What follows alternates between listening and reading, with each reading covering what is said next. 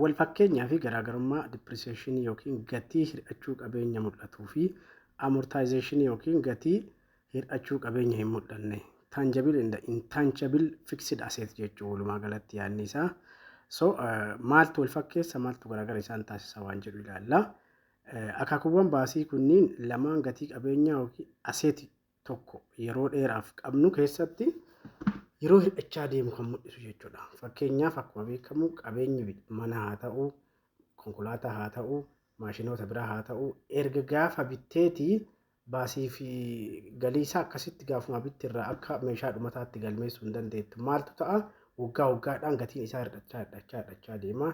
Hir'ina gatii san mul'isuu barbaanna haasaa keenya keessatti jechuudha. So garuu yoo mul'isnu depreciation fi amortization jennee adda baasna.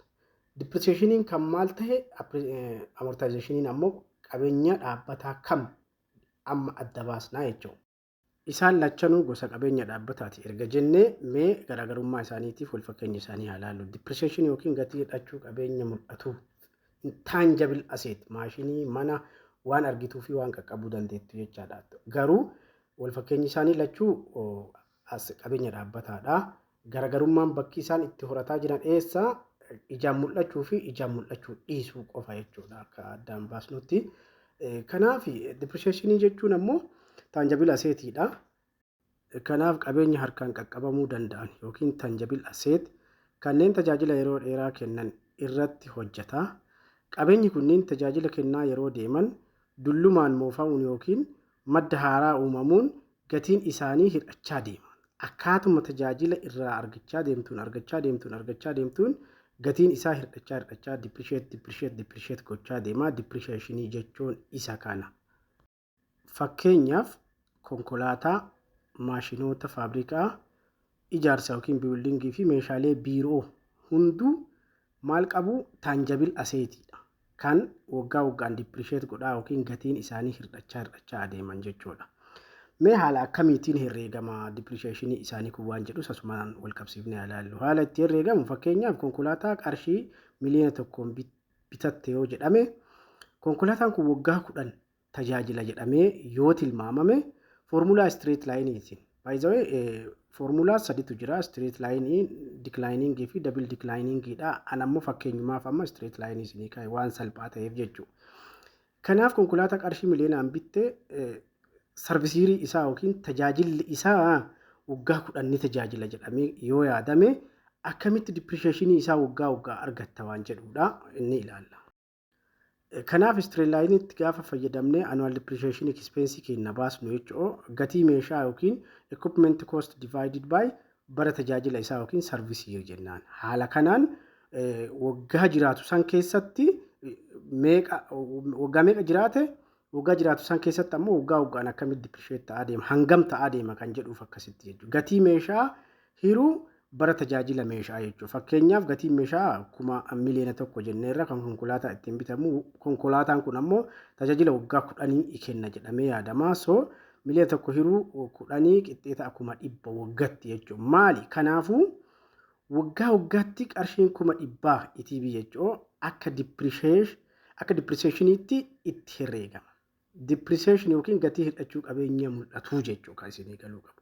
By the way akkaataan herreega foormulichaa waluma fakkaata kan tangible fi intangibilitis garuu wanni guddaan isin hubachuu qabdanii fixed asset ta'ee waggaan depreciate gochaa deema sanuu qabeenya tangible ta'ee akkamitti herreennaa yoo jedhamu haala kanaanii jechuudha. Gosti lammaffaa amortization yookiin gatii hir'achuu qabeenya hin mul'anneeti jedha. Akkuma maqaa isaa mul'isu qabeenya hin mul'anne yookiin intangible fixed asset jennaan jechuudha. Warri amortization irraa hojjetamu jechuudha. Qabeenya harkaan hin qaqqabamne yookiin intangible assetidha. Kanneen mirga seeraa yookiin faayidaa dinagdee yeroo murtaa'eef qaban irratti hojjeta. Mirga seeraa ta'anii faayidaa dinagdeetiif ka oolan jechuudha. Yeroo murtaa'e keessatti warroota tajaajila kennaniif oola jechuudha.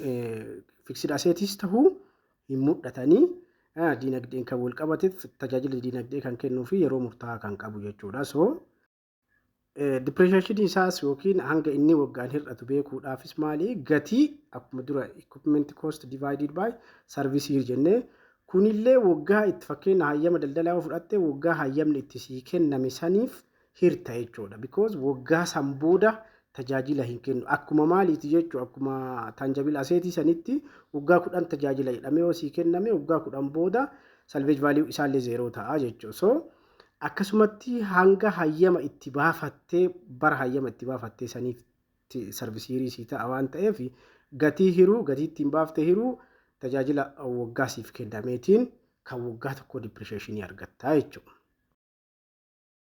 Fakkeenyi intangible assetidha hayyama daldalaa yookiin laayisensiidha.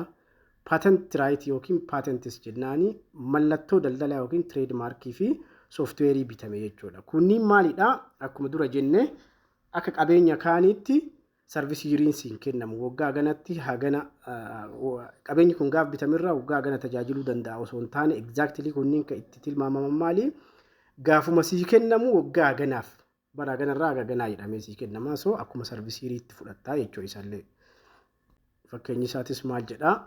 Fakkeenyaaf hayyama yookiin laayisensii oomishaa tokko waggaa 5f tajaajilu qarshii 50,000 bitte jedhi akkamitti kan waggaa tokko baasta depreciation waggaa tokko just laayisensiidha daldala waggaa 5 tura jedhamee sii kenname kan itti baaste ammoo qarshii 50,000 kan waggaa tokko akkamii argatta kan jedhudha. Innis akkuma duraati jechuun straight line gaafa hojjettu cost hiruu tajaajilaa jechuudha bara tajaajilaa jechuudha. Kunis 50,000 hiruu 5,000ti 50,000 hiruu 5ti waggaa waggaatti 10,000 depreciate ta'aa deema jechuudha. Kanaaf akka isinii galutti wal fakkeenyi isaanii lachuu fixed asset ta'uudha. Garaagarummaan isaanii ammoo tokkoffaan tangible fi intangible ta'uu isaaniiti. Garaagarummaan lammaffaan tangibiliin yookiin depreciation maal qabaa?